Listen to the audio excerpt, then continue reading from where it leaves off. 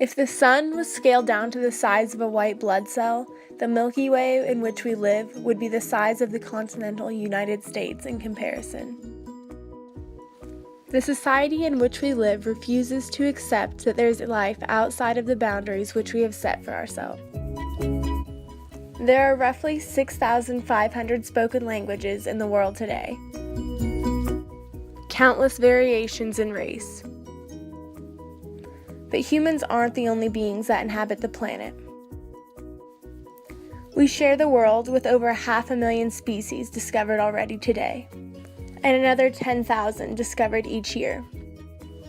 The number of plants growing on this planet is so high that no one can even estimate the number. Although being so vastly different from each other, we all have one thing in common. It's the common thread that holds us all together. Each human, animal, and plant in the world shares one thing, and that's that we're all alive. It's the most asked question of all time, but no one ever seems to know the answer. What's the meaning of life? That's a hard question. I have no idea. But after researching this question more, I found a few people who seem to have a better idea of what it's all about. I decided to start with someone who's got 9 decades of experience under his belt. So, you're Ed Swanson, and how old are you?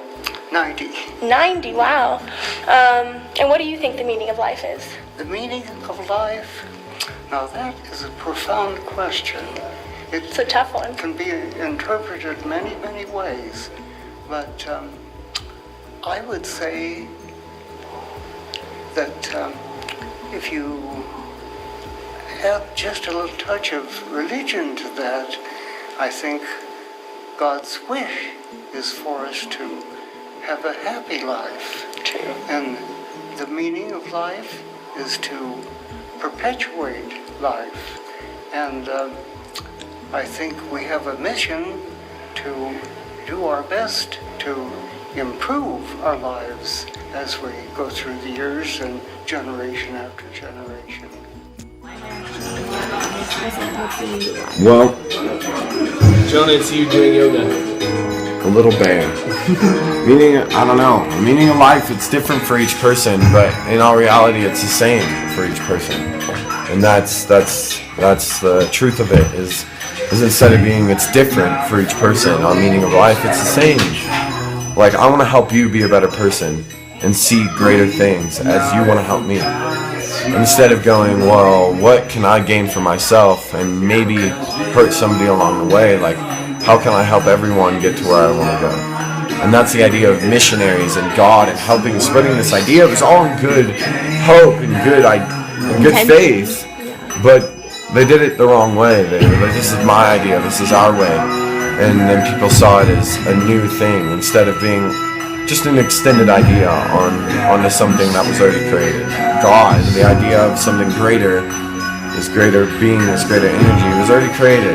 But we just kind of jumped away from that and started going, well, what can we create for ourselves? Like, can I kill these animals and sacrifice millions of animals' lives for my own? Can I kill all these trees, cut them down, break the land so animals can walk, and so then we can kill those animals?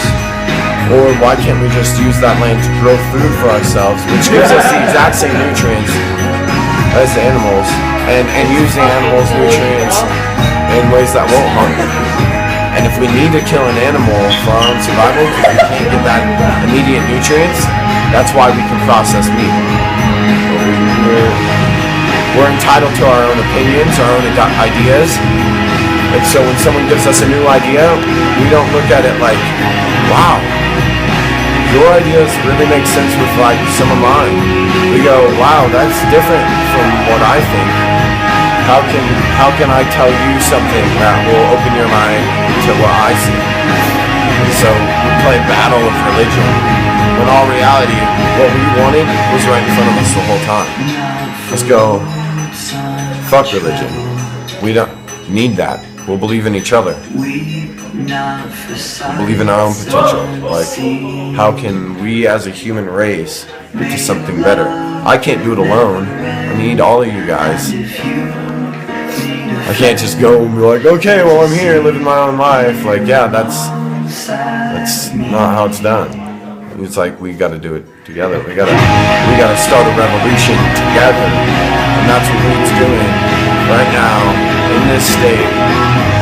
Is bringing people together, bringing the bad people out, hopefully changing the world. The similarities in between these religions and going, yeah, we do need to go. When you look at the differences, like, oh, you're Jewish?